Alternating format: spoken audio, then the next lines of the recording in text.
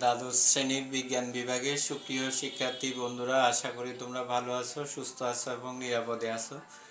তো আজকে দেখো আমরা আলোকতড়িৎ সংক্রান্ত যে সমীকরণ তা নিয়ে আলোচনা করব। আমাদের এই অধ্যায়ের যে অঙ্কগুলা এই আলোকতড়িৎ ক্রিয়ার এই সমীকরণটার উপর অধিকাংশ নির্ভরশীল, তোমরা একটু ভালো করে মনোযোগ দেবে।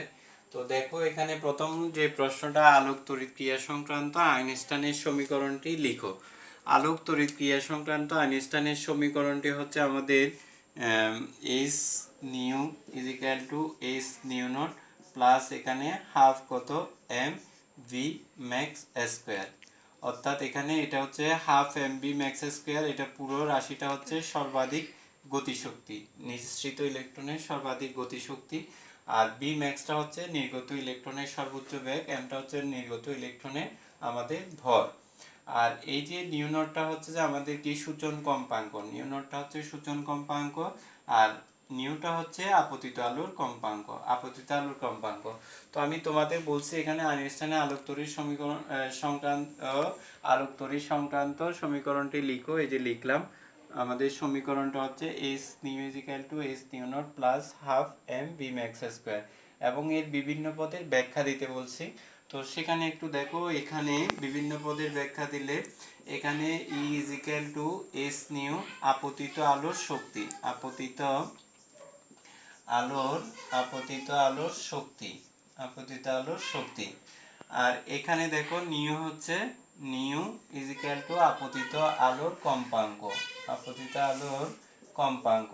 আর এইচটা তো প্লাঙ্কের ধ্রুবক, এইচ হচ্ছে প্লাঙ্কের ধ্রুবক, এইচ প্লাঙ্কের ধ্রুবক, প্লাঙ্কের ধ্রুবক, এইচ হচ্ছে প্লাঙ্কের ধ্রুবক, যার মান হচ্ছে 6.63 into 10⁻−34 joule second, joule second.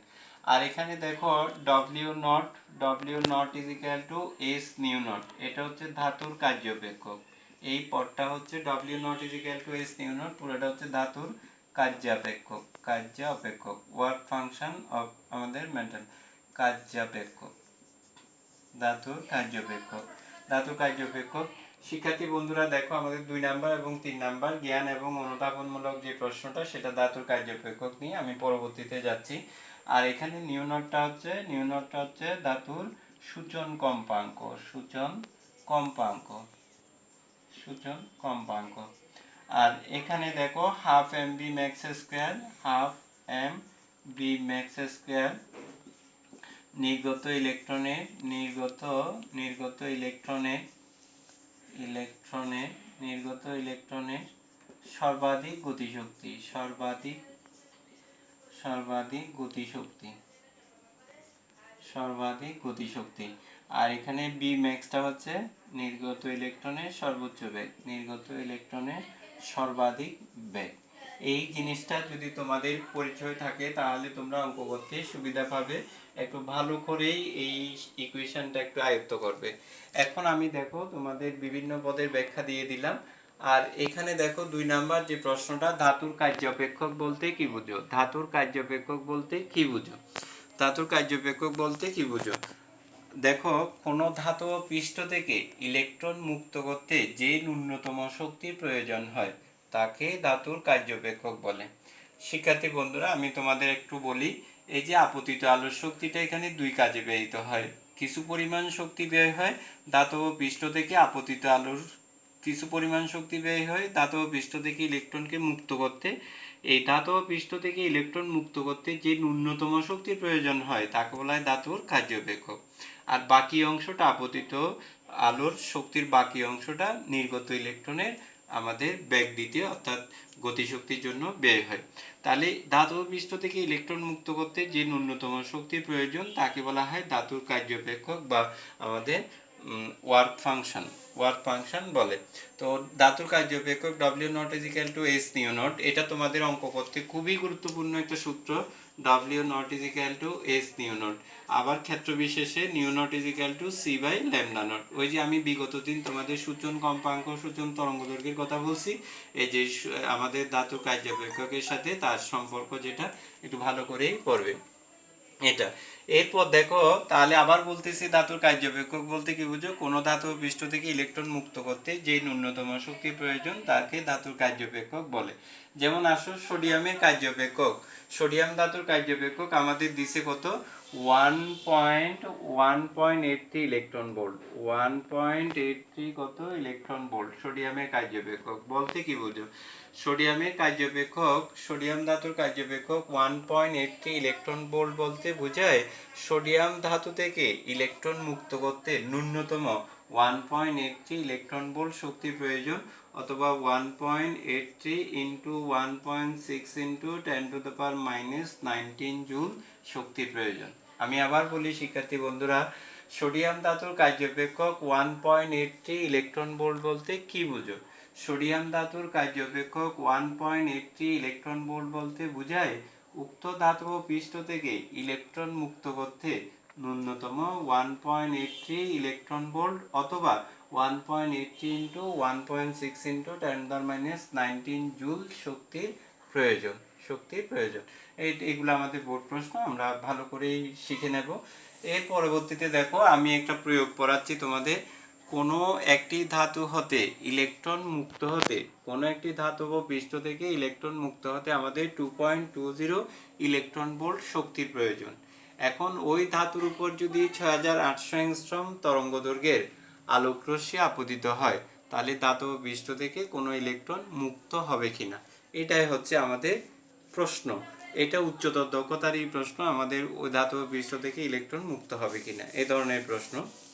তো দেখো শিক্ষার্থী বন্ধুরা, আমাদের বলতেছে যে কোনো ধাতব পৃষ্ঠ থেকে ইলেকট্রন মুক্ত হতে 2.20 ইলেকট্রন ভোল্ট শক্তির প্রয়োজন। ওই ধাতব পৃষ্ঠ থেকে আমাদের ওই ধাতব পৃষ্ঠের উপর যদি 6800 অ্যাংস্ট্রম তরঙ্গ দৈর্ঘ্যে আলো আপতিত করা হয়, তাহলে আদৌ ধাতব পৃষ্ঠ থেকে কোনো ইলেকট্রন মুক্ত হবে কিনা, এটাই হচ্ছে আমাদের প্রশ্ন।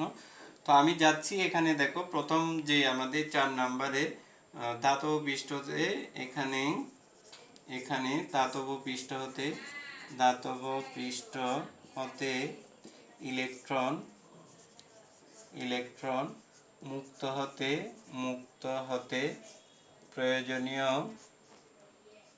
প্রয়োজনীয় আমাদের শক্তি, প্রয়োজনীয় শক্তি E1 equal to 2.20 electron volt. এটা আমাদের দেওয়া আছে।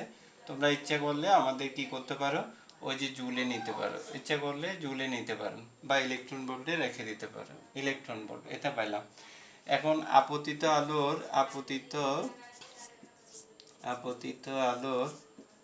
আলোর তরঙ্গ দৈর্ঘ্য lambda equal to 6800 angstrom. That mean 6800 into 10⁻⁻10 কত মিটার, 6800 ইন্টু 10⁻⁻ কত 10 মিটার। আপতিত আলোর তরঙ্গ দৈর্ঘ্য ল্যামডা ইজিক্যাল টু কত 6800 অ্যাংস্ট্রম, 6800 অ্যাংস্ট্রম অর্থাৎ 6800 ইন্টু 10⁻⁻ কত 10 মিটার। তাহলে আপতিত আলোর শক্তি,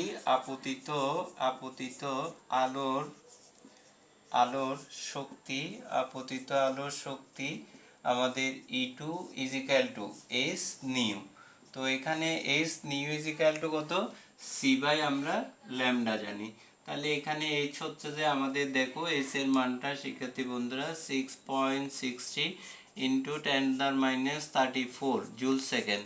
আর এখানে দেখো সি হচ্ছে 3 ইন্টু 10⁸ মিটার, আর ল্যামডা হচ্ছে 6800 অ্যাংস্ট্রম, 6800 ইন্টু 10⁻⁻10, অর্থাৎ আমাদের যেটা আসবে এসআই একক জুলে আসবে শক্তিটা। তো আমরা যদি এখন দেখো জুলে যদি এটা নিই, তাহলে বোধহয় আমাদের এখান থেকে 2.9248 ইন্টু 10⁻⁻19 এত জুল আসে, এত কি আসে জুল আসে।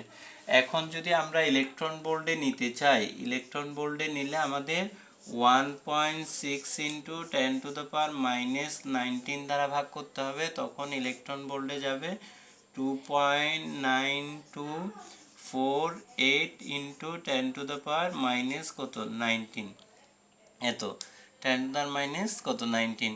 তাহলে দিস ইজ ইকুয়াল টু আমরা ফাইনালি যেটা পাচ্ছি 1.8 ইলেকট্রন ভোল্ট। তাহলে শিক্ষার্থী বন্ধুরা দেখো আপতিত আলোর শক্তিটা পাচ্ছি 1.828 ইলেকট্রন ভোল্ট।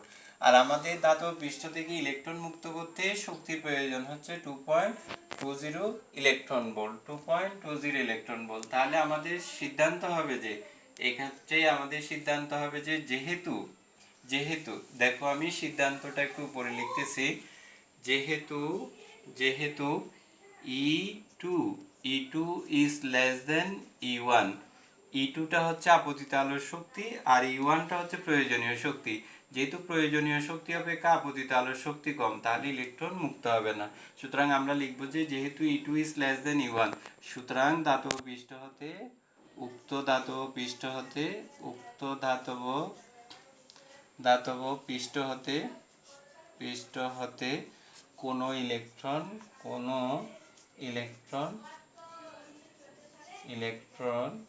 মুক্ত হবে না, কোনো ইলেকট্রন মুক্ত হবে না। তাহলে শিক্ষার্থী বন্ধুরা একটু ভালো করে দেখো, আমি তোমাদের আবার একটু বুঝিয়ে দিচ্ছি। কোনো একটি ধাতু হতে ইলেকট্রন মুক্ত হতে আমাদের 2.20 ইলেকট্রন ভোল্ট শক্তির প্রয়োজন। ওই ধাতব পৃষ্ঠের উপর 6800 অ্যাংস্ট্রম তরঙ্গ দৈর্ঘ্যের আলো আপতিত হলে ধাতব পৃষ্ঠ হতে ইলেকট্রন মুক্ত হবে কিনা। আবার তো কত শক্তির প্রয়োজন এটা দেওয়া আছে, এটার উপর বেস করে আমি সিদ্ধান্ত নিতে পারবো। তো আমরা আপতিত আলোর শক্তিটা বের করলাম। আপতিত আলোর শক্তি E2 h new, new c/λ। তাহলে মানটা বসাই দিলাম। প্লাঙ্কের ধ্রুবক c হচ্ছে আলোর দ্রুতি আর ল্যামডাটা হচ্ছে ওই যে 6800 অ্যাংস্ট্রম মিটারে নিছি। তাহলে প্রথমে যেটা পাইছি আমি ওটা জুলে পাইলাম, এরপর ইলেকট্রন ভোল্টে নিলাম, যেহেতু আমি এটা ইলেকট্রন ভোল্টে রেখে দিছি। তো দেখা যাচ্ছে যে আপতিত আলোর শক্তি হচ্ছে 1.828 ইলেকট্রন ভোল্ট, যা আমাদের প্রয়োজনীয় শক্তি অপেক্ষা কম। এই জন্য ধাতব পৃষ্ঠ থেকে কোনো ইলেকট্রন মুক্ত হবে না। আমি প্রত্যাশা করব অনেকগুলা ফটোইলেকট্রিক এফেক্টের উপর উদ্দীপক আসছে, তোমরা এইগুলা ভালো করে প্র্যাকটিস করবে। যার কাছে যে রাইটারের বই আছে সব বইতে অনেকগুলা আমাদের এইটার উপর বেসিস করে উদ্দীপক দেওয়া আছে, তোমরা সেগুলো সলভ করার চেষ্টা করবে। তো ভালো করে এই অংশটুকু আমাদের প্র্যাকটিস করবে। এই প্রত্যাশাকে আজকে এখানেই শেষ করছি। আশা করি আমরা আগামী দিন কম্পটন এফেক্টটা পড়তে পারলে এই চ্যাপ্টারটা শেষ করতে পারবো। তো সবাইকে এই পর্যন্ত সুস্থ থাকো, ভালো থাকো এই কামনাই করছি। ধন্যবাদ সবাই।